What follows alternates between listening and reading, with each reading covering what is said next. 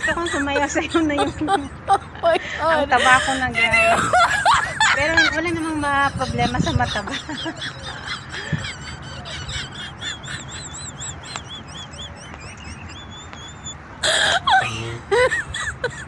Tanggalin natin ang Oh my ating God. stress sa katawan. Mag-relax tayo, huwag tayong magpapatalo sa mga stress sa buhay. Oh my God. Napasil-pasil ko na ang Doha, malay nyo. Hindi na ako babalik dito. Magsawarin naman, pag matagal ka na kasi. Oh my God. Sarap mag-apply ng Europe. Ano ayaw pumunta ng Europe, guys? Comment down below. Alam nyo guys, may pinapanood ako na kwan na gusto kong pinapanood kasi pang ano yun, patawa lang sila. Ang sabi niya. Ewan ko ba, napapatawa yung ate na yun, sabi niya. Kung prutas ako, anong prutas? Anong masarap kaya akong prutas, sabi niya. Tapos, kung ano-ano naman yung mga kinukumin ng iba doon, hindi talaga sila makagits. Bero-bero lang naman ng mga yun eh. Hindi naman ano lang yun, sampakuha lang nila ng views. Oh my God. Yung iba naman nagsasabi ng ano-ano. Dinidiskartihan na lang nila para magkaroon sila ng ng views. Pero pag nakakatuwa kasi guys, pag mapanood nyo yung vlogs ni ate na yun. Oh my God. Hi. O, nakagalaw na naman ako.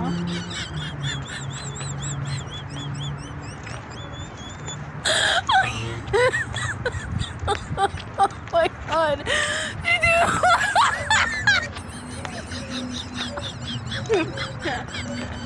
Wala akong alam na i-content.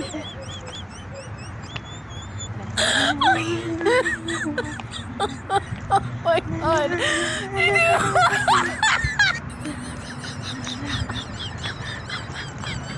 Buti ba sila may dala silang mga ball?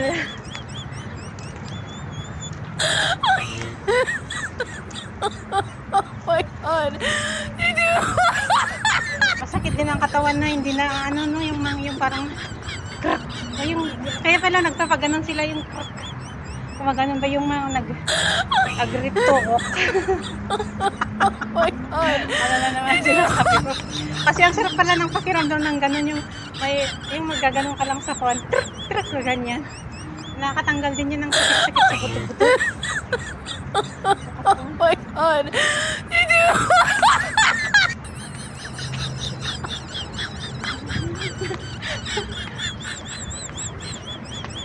Positive vibes lang. Oh my God.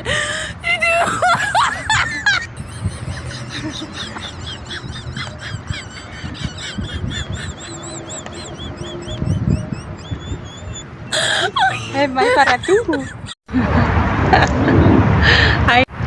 Hi guys. Dito muna tayo sa mahiwagang puno ng olives. Ano kaya kung umakyat ako? Sana umakyat muna ako bago mag-video, no? Wait lang, umakyat ako. Hi guys, umakyat ako dito sa mahiwagang puno ng I don't know if this is black olives or green olives, pero malaki ko siya. Ayan. Kasing laki ng katawan ko. Hindi ho, malaki siya. Marami siyang sanga. Kaya ho ako, oh my god! Kaya ho ako upo. So malaki yung phone ko, kaya hindi na kaya ng itong hinahawakan ko. Natutumba na siya. Last Friday mga kananay. Hala, malamig pa lang. Buti na lang may dala pa akong isang doon. Tapos isusuot ko na lang mamaya sa toilet. Ang cute doon. Tinanggal kasi yung table doon. Ayan mga kananay. Kumusta kayong lahat? Look at my surroundings. Surroundings. Natatakot kasi ako baka magkuha na tong phone ko. May mga rin doon. Kanya-kanyang pwesto. Ang pig. Ayan. Nagmayat dito eh. Ang sarap kumain dito. Naalala ko na naman ng elementarya kami ni Miriam. Akit kami ng puno ng sampalok na malaki tapos doon kami kakain sa taas. Alam nyo guys, nung elementarya kami, itlog lang ang ulam. Masarap na. Pag gulay o hindi itlog ang ulam, parang hindi ka na-enjoy magbaon. Pupunta ng eskwela. Lalo na ako noon, napakarte ko. Tapos mahirap na ng buhay nila mama ko noon. At saka yung stepfather ko naman. Talaga gusto ko talaga laging may itlog ang ulam. Kaya nasisiro palagi sa Scully. Ay naku, maniwala ka naman sa ganun daw na kasabihan. Malapit ako sa highway. Nagsisidaan ng mga sasakyan.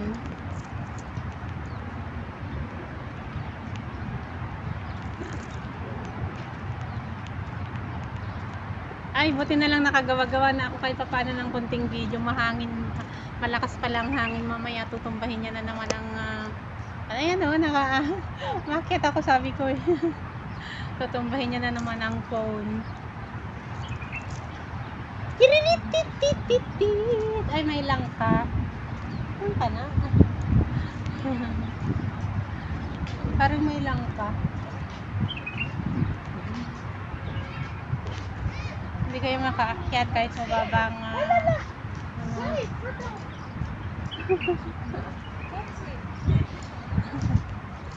dami niyang alaga.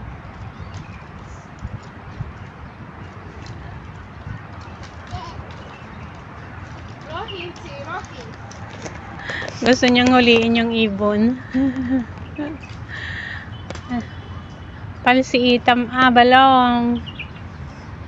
Diba, wala naman tayo talagang nahuhuli ng manok o ibon eh. Kasi talagang ano lang yun, ang gamit is yung, ang tawag dun? Hindi ko alam anong Tagalog ng palsiit.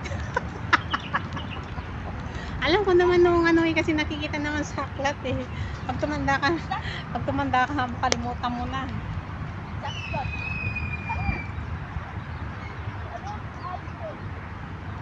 Ayan.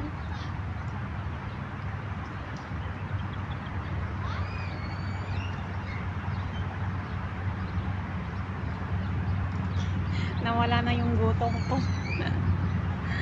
Hi everybody. Ang sarap ng ano dito. Ang sarap mag-stay dito. Kung bayabas ka lang nakit na kita, nakakuha na ako ng bunga mo. Olives ka kasi. Paano na ngayon bumaba? Ay! Naipit kasi yung pet ko eh. Doon ako umuko guys ha. O diba? Diyan ako umuko. Nakapasok ang pet ko eh.